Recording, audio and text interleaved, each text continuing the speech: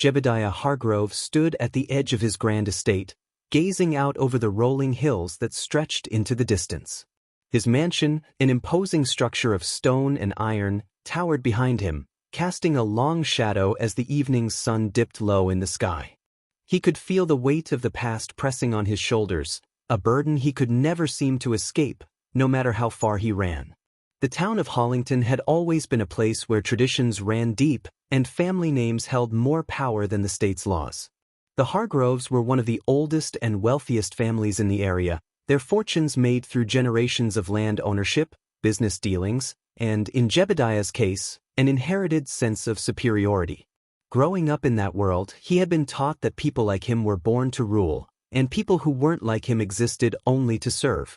This belief ran through his veins like a poisonous current, one he could never shake. But then there was Nyamai Wanjiru. Nyamai was everything he had been raised to despise. She was black.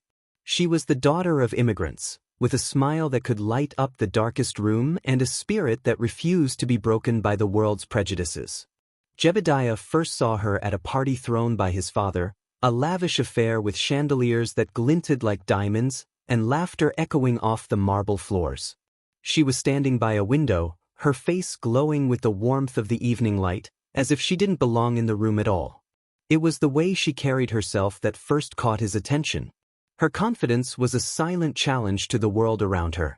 The world Jebediah knew, where men like him were revered, and people like her were invisible. But Nyamai was impossible to ignore. It didn't take long for her to see him, too. She was sharp, perceptive, and unafraid of the unspoken walls that his family had carefully built around themselves. They spoke briefly that night, an exchange that was polite but laced with an undercurrent of tension. She was unlike anyone he had ever met, and that terrified him. He found himself thinking about her in the days that followed, something he couldn't admit even to himself. The thought of a woman who didn't need his approval, who didn't care about the weight of his family name, it unsettled him. As the weeks passed, Jebediah found himself seeking out opportunities to see her again.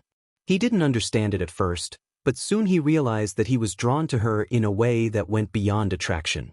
Nyamai had an energy about her, a quiet power that challenged everything he had been taught. She didn't ask for anyone's permission to exist, she simply did, with grace and defiance all at once. It was then that the conflict inside Jebediah began to stir. His love for her felt like a betrayal, like a rejection of everything he had ever been told was true. His father, a man who was both feared and respected in Hollington, would never tolerate it. Neither would his mother, whose icy demeanor was matched only by her hatred of anything that threatened their family's legacy. But none of that mattered when he was with Nyamai. When he was with her, the world outside their small bubble seemed irrelevant. They spoke about books, about dreams, about the future, about everything except the reality that awaited them when they left the safety of their secret. And that secret was a dangerous one. Jebediah and Nyamai's relationship grew in silence. In the beginning, it was small gestures, an accidental brush of hands, a shared glance that held more meaning than words ever could. But as time passed, their connection deepened. They fell in love, though neither of them spoke the words out loud. The fear of discovery, of the consequences of their love, hung heavily over them. Jebediah knew that if his family found out, it would destroy everything. One evening, after a dinner with his parents, Jebediah could no longer suppress the rising storm inside him. The dinner had been a tense affair, as it always was when his father was in the room. His mother had thrown sharp glances at him all night, her disapproval evident in every word. But it was his father's voice, cold and commanding, that sent Jebediah over the edge. "You're embarrassing the family, Jebediah," his father had said, his voice cutting through the heavy silence.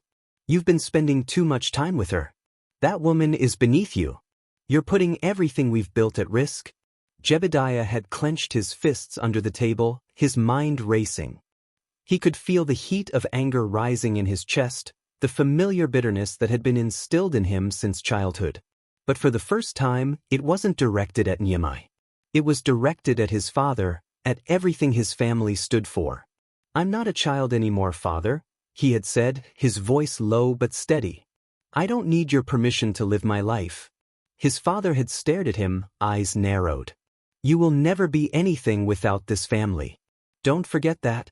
It was then that the seed of resentment was planted in Jebediah's heart, a resentment that would grow into something darker over time. Nehemiah's presence in his life had brought him joy, but it also brought out a side of him that he had been taught to suppress, the side that questioned everything he had ever known. It made him feel weak, unworthy of the life his family had built for him. And so, his love for Nehemiah began to feel like a battle, one he didn't know how to win. As the months passed, the pressure of living in two worlds grew unbearable. Jebediah knew he couldn't continue to deceive his family, but he also couldn't bear the thought of losing Nehemiah. She had become the only thing in his life that felt real. But with every meeting, every stolen moment, the distance between his two worlds grew wider. His father's warnings grew more forceful. "You need to end this, Jebediah," he had told him one afternoon. "It's not just your reputation at stake. You're playing with fire. Do you want to destroy everything your ancestors built?"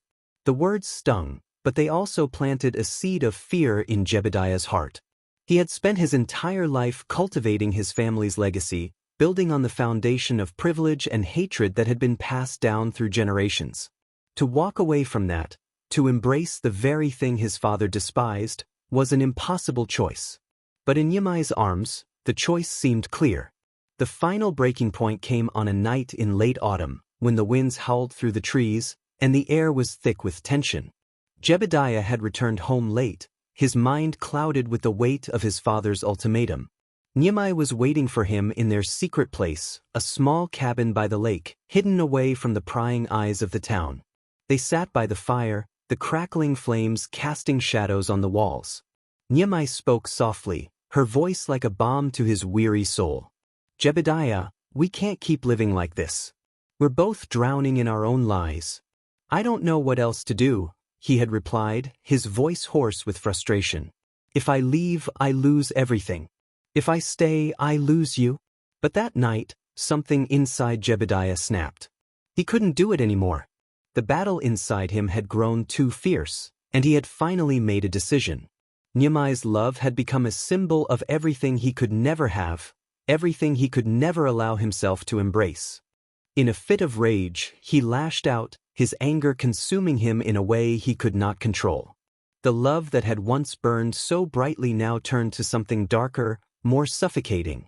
It ended with Nehemiah's life taken in a moment of fury. The man who had once loved her now stood over her lifeless body, consumed by guilt and horror. But it was too late. The secret was no longer his to keep. The air in Hollington was unusually heavy the morning Jebediah Hargrove walked through the town square toward St. Anthony's Church. His footsteps echoed on the cobblestones as he carried the weight of a past he could no longer bear. The man who had once been respected, even feared, now carried himself like a shadow of who he used to be. Wrinkles lined his face, not from age but from the unrelenting guilt that had carved itself into his soul. For years, Jebediah had tried to bury the memory of what he had done to Nehemiah. He told himself lies, built walls around his conscience, and sought solace in wealth and status. But nothing could drown out the haunting image of her lifeless body or the love he had destroyed. Her presence loomed in every quiet moment, in every dream, and in every whisper of the wind. He had thought confessing to Father Benedict might bring him peace. Instead, it left him hollow, facing a truth he could no longer ignore. Peace could only come through justice. Jebediah spent the night after his confession staring at the ceiling, the priest's words echoing in his mind. "You must face the truth, not just in confession but in action. Redemption begins with justice." By morning, he knew what he had to do. At the police station, Jebediah's presence caused a stir. Sheriff Rylance, a burly man with a perpetually skeptical expression, raised an eyebrow when Jebediah walked in. The Hargrove name had always shielded its bearers from scrutiny, and the sight of Jebediah voluntarily entering the station was as shocking as a snowfall in midsummer. "I'm here to confess to the murder of my wife," Jebediah said, his voice steady but hollow. The room fell silent. Deputies exchanged confused glances, unsure if they had misheard him. Sheriff Rylance folded his arms. "You want to run that by me again, Hargrove?" Jebediah took a deep breath. Nyamai Wanjiru. She didn't die in a car accident. I killed her. The sheriff's eyes narrowed, and he motioned for his deputies to leave the room. This some kind of joke? No, Jebediah replied, his tone resolute. It's the truth. And I'm ready to face the consequences. What followed was a whirlwind of procedures. Jebediah provided details no one else could have known, details the police had long buried under the assumption of an accident. By the end of the day, he was in a holding cell, awaiting formal charges. News of his confession spread quickly through Hollington, shocking the town to its core. For decades, the Hargrove name had been synonymous with power. Now, it was linked to a scandal that unraveled the town's long-held facade of moral superiority. For some, Jebediah's confession was a betrayal of his family's legacy. For others, it was a long-overdue reckoning. In the weeks that followed, Jebediah found himself in a courtroom, facing a trial that would determine not just his fate but the legacy of his actions. Nyamai's family, who had long lived under the shadow of her tragic death, sat in the front row. Her mother, Amina, and her younger brother, Caleb, had come not for vengeance but for answers. The prosecution presented a damning case, painting Jebediah as a man driven by hatred and privilege. The defense tried to argue mitigating circumstances, citing the pressures of his upbringing and the toxic legacy of his family. But Jebediah himself refused to offer excuses. When the time came for him to speak, he stood before the court, his voice heavy with emotion. I don't ask for forgiveness, he began, his eyes fixed on Amina and Caleb. What I did to Nyamai is unforgivable. She was the light in my life, the only person who ever saw me for who I could be, not who I was. And I destroyed her because I couldn't face my own weakness. He paused, his hands trembling. I grew up in a family that taught me to hate, to see others as less than human because of the color of their skin. I let that hatred rule me, even when I knew it was wrong. Nyamai deserved better. She deserved a man strong enough to stand by her, to love her without shame. Instead, I let my own cowardice and anger take her life. The courtroom was silent as he continued. I'm not here to defend myself. I'm here to face the truth. I took Nyamai's life, and I took her from her family, her friends, and the world. Nothing I say or do can ever make up for that. But I promised to spend the rest of my days trying to honor her memory. When he finished, Amina stood up, her face streaked with tears. Nyamai was everything to us, she said, her voice trembling. We'll never get her back, but maybe, just maybe, her death can be a reminder of the cost of hate. Maybe this town will finally learn to change. Jebediah was sentenced to life in prison without parole. For many, it was a fitting punishment. For others, it was too lenient. But for Jebediah, it was not the end of his journey. It was the beginning of his atonement.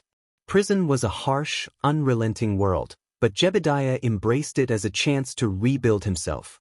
He spent his days in reflection, reading books on philosophy, history, and race. He sought out conversations with other inmates, especially those who had faced prejudice and oppression. Slowly, he began to understand the depth of the systemic hatred he had once embodied. One day, he received a letter from Amina. It was brief but powerful. You took my daughter from me, but I see that you are trying to make amends. For that, I pray you find peace, not for your sake, but for Nyamai's. That letter became a turning point for Jebediah. He began writing, pouring his thoughts and regrets into journals that he hoped would one day serve as a cautionary tale. He wrote about his love for Nyamai, his hatred of himself, and the toxic legacy that had shaped him. He wrote letters to Nyamai's family, apologizing again and again, not expecting a response but hoping to show them that he would never stop trying to make amends. Over time, his writings began to circulate beyond the prison walls. They found their way into the hands of activists, educators, and even clergy. Jebediah's words became a tool for teaching others about the dangers of hatred and the possibility of redemption.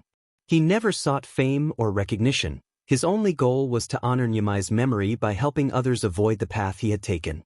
Years later, Hollington began to change.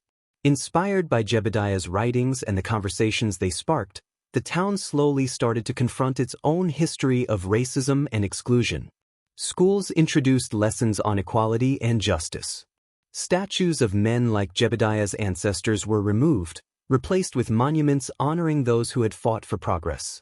Amina and Caleb became community leaders, using their voices to advocate for change.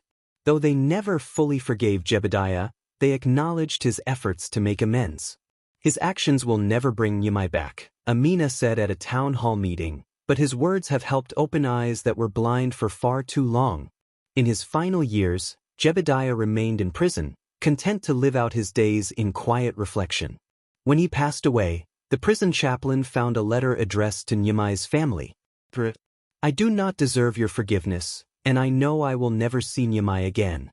But I want you to know that every day of my life, I have tried to become the man she believed I could be.